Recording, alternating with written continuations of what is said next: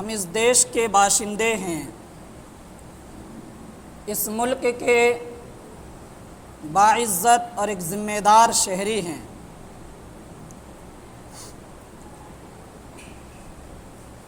اس ملک اور یہاں کے باشندوں کے لیے 15 اگست کی تاریخ ایک یادگار اور اہم ترین تاریخ مانی جاتی ہے، جو دن جلد ہی آنے والا ہے، کیونکہ اسی تاریخ کو ہمارے اس پیارے وطن کو سال ہا سال برس ہا برس کی انگریزوں کی غلامی کے بعد آزادی ملی۔ ان گنت جانوں کی قربانی، بے شمار مصائب اور مشکلات برداشت کرنے کے بعد خوشی کا دن اور خوشی کا یہ موقع اس ملک کے باشندوں کو ملا۔ چنانچہ پورے ملک میں اس تاریخ اور اس دن میں جشن کا ماحول ہوتا ہے۔ سرکاری اداروں میں، پرائیویٹ اسکولوں میں، مدرسوں میں الگ الگ تنظیموں کے ذمہ داران اپنے اپنے طور پر آزادی کا جشن مناتے ہیں، خوشی مناتے ہیں۔ کوئی ترانہ پڑھ کر خوشی مناتا ہے، کوئی آزادی کے ٹاپک پر بیان کر کے اپنی خوشی کا اظہار کرتا ہے، اور وہ مجاہدین آزادی جنہوں نے اس دیش اور اس ملک کی آزادی کے لیے اپنا سب کچھ قربان کر دیا، سب لوگ انہیں خراج تحسین پیش کرتے ہیں، ان کی قربانیوں کو یاد کرتے ہیں۔ یہ ایک تاریخی حقیقت ہے جس پر پردہ ڈالنے کی کوشش کی جا رہی ہے۔ یہ ایک ناقابل انکار سچائی ہے جسے چھپانے کی کوشش کی جا رہی ہے۔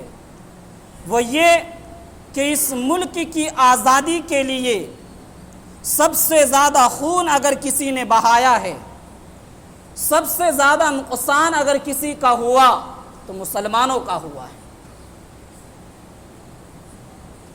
کچھ لوگ اس سچائی کو دبانے کی اور اس حقیقت پر پردہ ڈالنے کا کام کرتے ہیں، لیکن تاریخ کے اوراق میں لکھے ہوئے وہ واقعات، وہ داستان مٹائے نہیں جا سکتے۔ اس کا اعتراف اپنوں نے نہیں بلکہ غیروں نے بھی کیا ہے۔ ہندوستان کی آزادی کی تاریخ پر صرف مسلمانوں نے کتابیں نہیں لکھی، صرف اردو میں کتابیں نہیں لکھی ہوئی ہے، بلکہ ہندی میں بھی کتابیں لکھی گئی ہیں، انگریزی میں بھی کتابیں لکھی گئی ہیں۔ تمام مؤرخین نے اس کا اعتراف اور اقرار کیا کہ اس ملک کی آزادی کے لیے سب سے زیادہ اگر قربانیاں کسی نے دی ہیں تو مسلمانوں نے دی۔ سب سے پہلے انگریزوں کے خلاف میدان جنگ میں اگر کوئی کودا تو وہ نواب سراج الدولہ تھا، وہ بھی ایک مسلمان تھا۔ مالٹا کے قید خانوں کو جن لوگوں سے آباد کیا گیا تھا وہ مسلمان تھے۔ انگریزوں کے خلاف سب سے پہلے جس بندے نے، جس اللہ کے ولی نے جہاد کا فتویٰ دیا وہ شاہ عبدالعزیز محدث دہلوی رحمۃ اللہ علیہ تھے، وہ ایک مسلمان تھے۔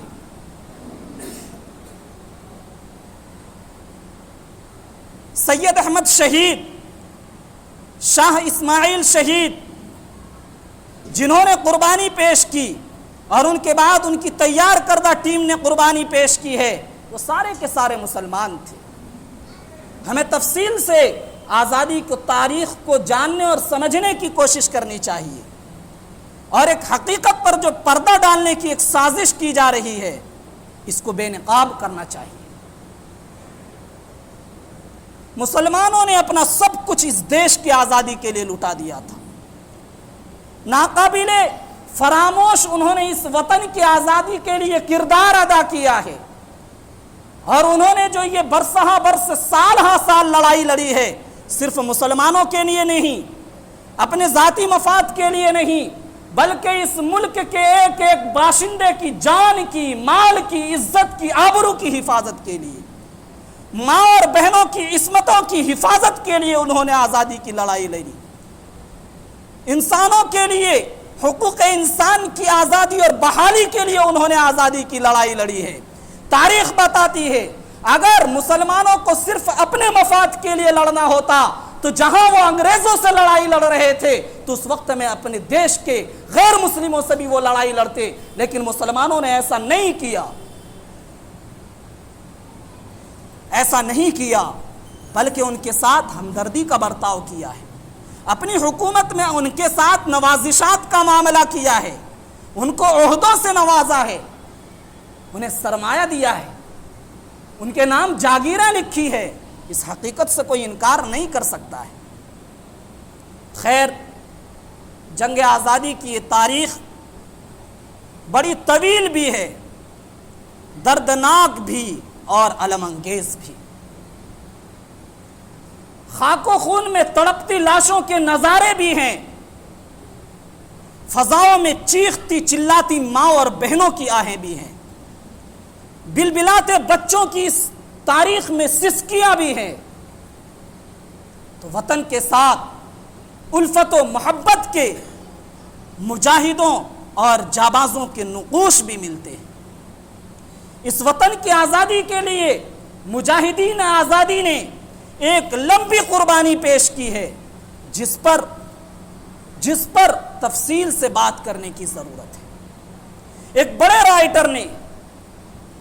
رائٹر نے بڑے اعتماد کے ساتھ لکھا کہ اس ملک کی آزادی کے لیے مسلمانوں نے جتنا خون بہایا ہے دوسری قوموں کے لوگوں نے اتنے پسینے بھی نہ بہائے ہوں گے۔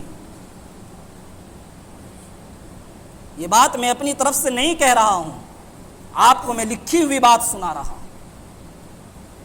چنانچہ اس ملک کا چپا چپا، گوشہ گوشہ، قریہ قریہ، بستی بستی، گلی گلی، شہر شہر مجاہدین آزادی اور مسلمانوں کے لہو سے رنگین ہے۔ اسی لیے میر تقی میر علیہ الرحمہ کو یہ شعر کہنا پڑا کہ پتا پتا بوٹا بوٹا حال ہمارا جانے ہے، پتا پتا بوٹا بوٹا حال ہمارا جانے ہے، جانے نہ جانے گل ہی نہ جانے باغ تو سارا جانے۔ باغ میں پلنے والے یہ بلبل، یہ چڑیاں اگر ہمارا حال نہیں جانتی، یہ لوگ اگر ہمارا حال نہیں جانتے، کم سے کم اس دیش کی دھرتی تو ہماری قربانیوں کو جانتی ہے، یہاں کی مٹی تو ہماری قربانیوں کو جانتی ہے۔ حقیقت پر پردہ نہیں ڈالا جا سکتا ہے۔ جنگ آزادی کی جب تاریخ بیان کی جاتی ہے، آپ نے ایک موٹا سا جملہ سنا ہوگا کہ انگریز تجارت کے بہانے اپنی عیارانہ، مکارانہ، شاطرانہ انداز سے اس ملک میں داخل ہوئے، اور تجارت کی بھیک جو لوگ مانگنے آئے تھے، دیکھتے ہی دیکھتے وہی بھکاری، وہی فقیر اس ملک کے مالک بن بیٹھے۔ محاورہ مشہور ہے، آگ مانگنے آئی عورت گھر کی مالک بن بیٹھی۔ یہی حال یہاں ہوا تھا۔ اس کی تفصیل یہ ہے کہ 1599 عیسوی میں برطانیہ کے اندر وہاں کے تاجروں نے ایک میٹنگ کی۔ وہاں کے تاجروں، امراؤں نے میٹنگ میں یہ فیصلہ لیا کہ ہمیں ایک کمپنی بنانی ہے، چنانچہ ایسٹ انڈیا نام سے انہوں نے ایک کمپنی قائم کی۔ 1599 عیسوی میں ستمبر کے مہینے میں یہ فیصلہ لیا گیا۔ پھر دسمبر 1600 عیسوی میں برطانیہ کی ملکہ الزبتھ نے اس کمپنی کو شاہی اجازت دے دی، شاہی پروانہ دے دیا کہ یہ سرکاری طور پر تمہیں اجازت ہے، جاؤ دنیا میں اپنی کمپنی کے پروڈکٹ کو اور اس میں بننے والی چیزوں کے ذریعے تجارت کرو۔ چنانچہ جب سرکاری طور پر ان کو اپنے ملک کی اجازت مل گئی تو اب وہ لوگ دنیا کے مختلف ممالک میں گئے۔ اسی کمپنی کے کچھ لوگ سمندری راستے سے سفر کر کے ہندوستان کے ایک علاقے سورت میں پہنچے، اور 12 میں یہاں بادشاہ تھے شہنشاہ جہانگیر، آپ حضرات نے نام سنا ہوگا۔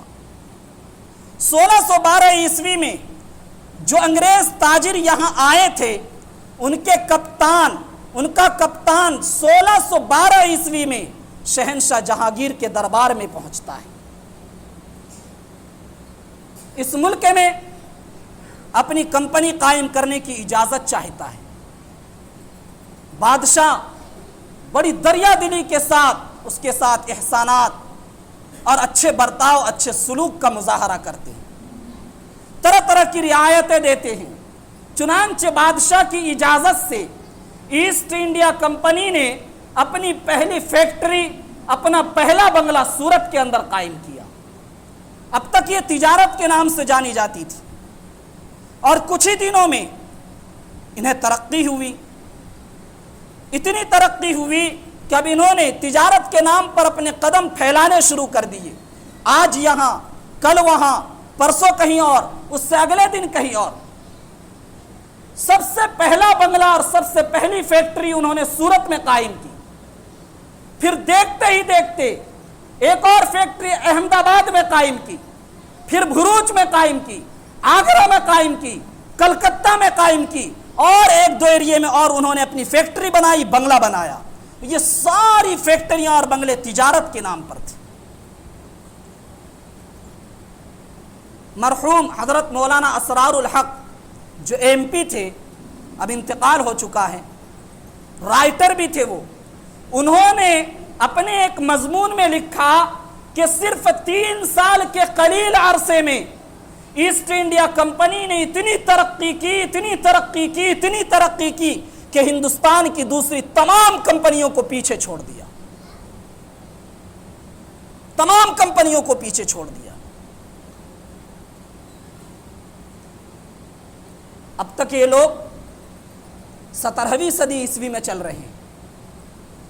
یہ لوگ یہاں تجارت کے بہانے آئے تھے، یہ سچائی ہے، لیکن اس کے پیچھے ان کا ایک ناپاک مقصد تھا۔ وہ مقصد اس ملک پر قابض ہونا، یہاں کی دولتیں لوٹ لینا۔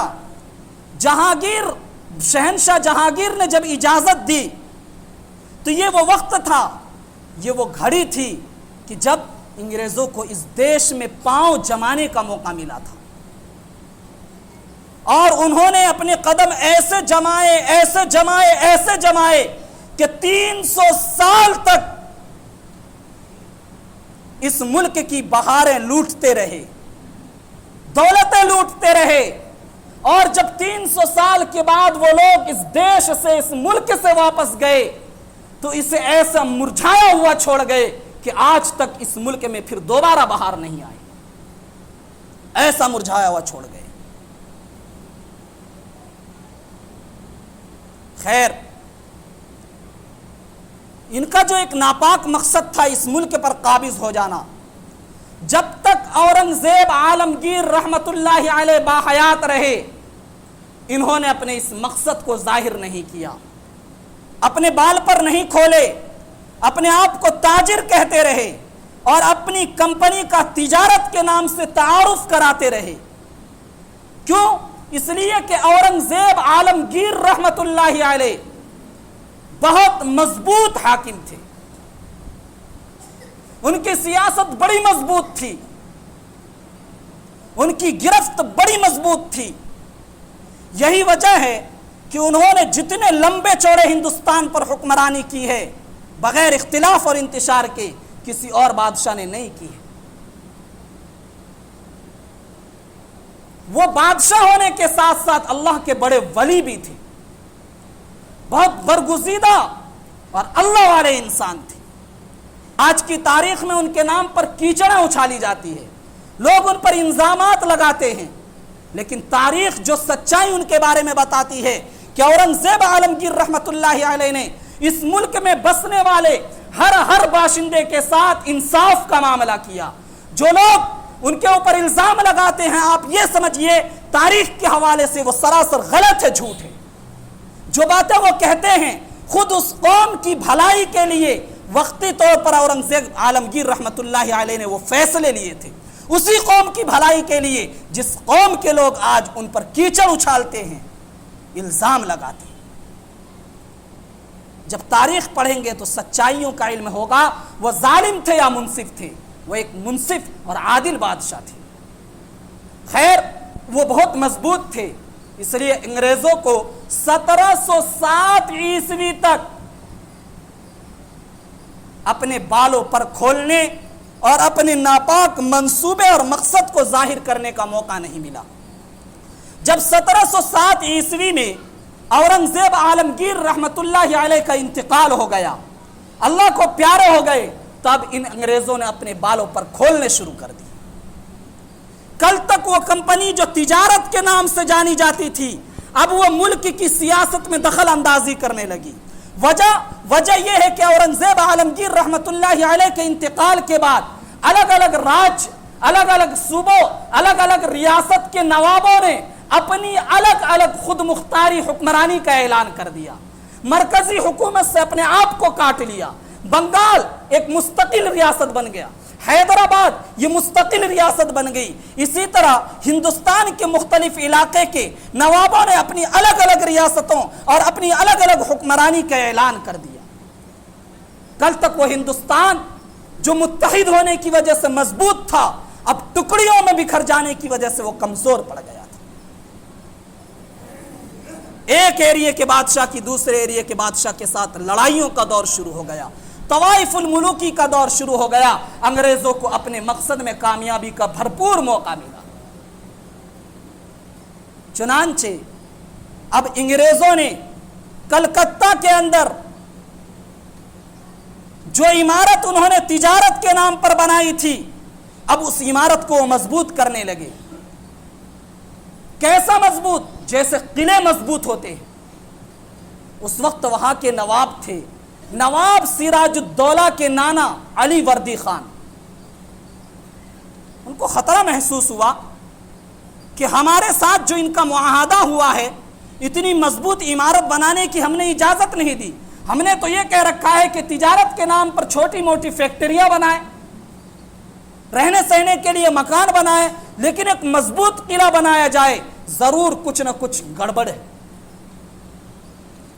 اور اس زمانے میں تاجروں کے بھیس میں انگریزوں نے اپنے ملک سے فوجوں کو ہندوستان بلانا شروع کیا، اپنے ملک سے فوج ہندوستان منتقل کر رہے تھے۔ وہ مضبوط قلعہ اس لیے بنایا جا رہا تھا کہ وہ فوجی اڈا بنانا چاہ رہے تھے کلکتہ کو۔ علی وردی خان جو نواب سراج الدولہ کے نانا ہیں، انہوں نے اس خطرے کو محسوس کیا اور 1754 عیسوی میں فورٹ ولیم اس قلعے کا نام تھا، اس قلعے پر جو فورٹ ولیم تھا، زبردست حملہ کیا اور انگریزوں کو کلکتے سے کھدیڑ دیا، بھگا دیا۔ لیکن یہ لوگ ماننے والے کہاں تھے؟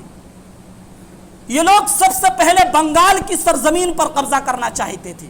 وجہ اس کی یہ تھی کہ اس زمانے میں ہندوستان کا سب سے زرخیز، سب سے قیمتی ایریا اگر کوئی کہلاتا تھا وہ بنگال کہلاتا تھا۔ وہاں کی پیداوار اچھی تھی، وہاں کی ہنرمندی، دانش مندی، وہاں کی تجارت پوری دنیا میں اس کا اس وقت چرچا تھا۔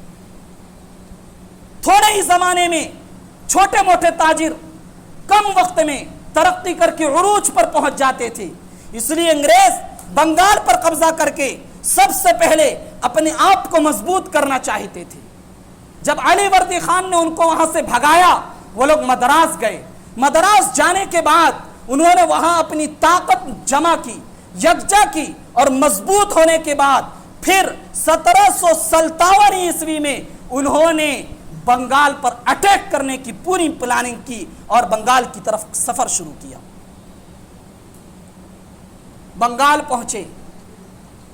1757 میں بنگال کے حاکم تھے نواب سراج الدولہ۔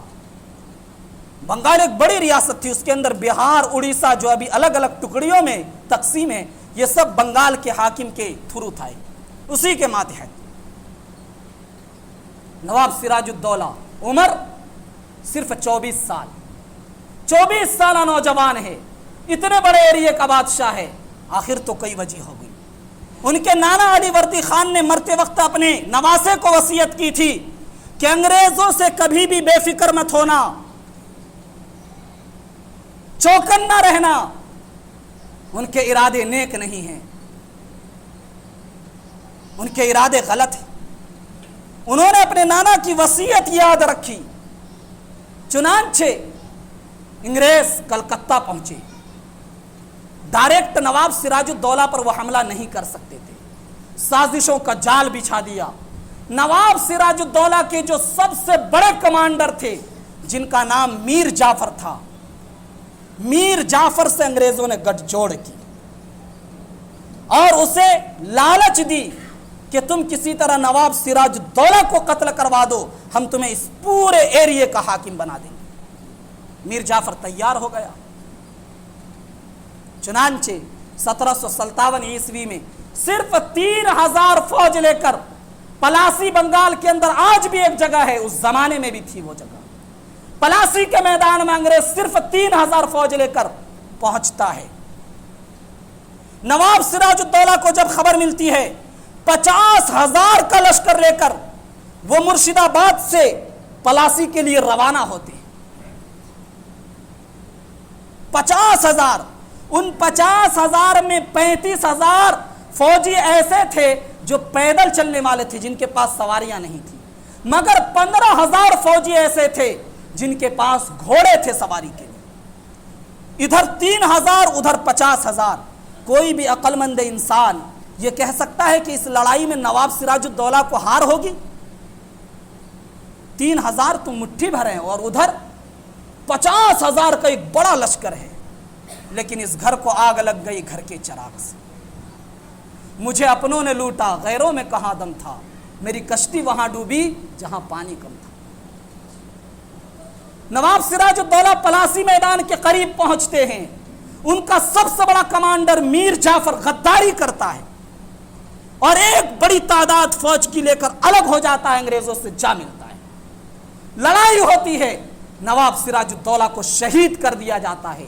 ہندوستان کی آزادی کے لیے میدان جنگ میں، باضابطہ لڑی جانے والی جنگ میں، اس دیش کی آزادی کے لیے اگر پہلا خون کسی نے بہایا تو وہ نواب سراج الدولہ ہے۔ میر جعفر نے غداری کی، آج تک تاریخ میں اسے غدار کا نام دیا جاتا ہے۔ اور میر جعفر کے ساتھ انگریزوں نے کیا بھلائی کی؟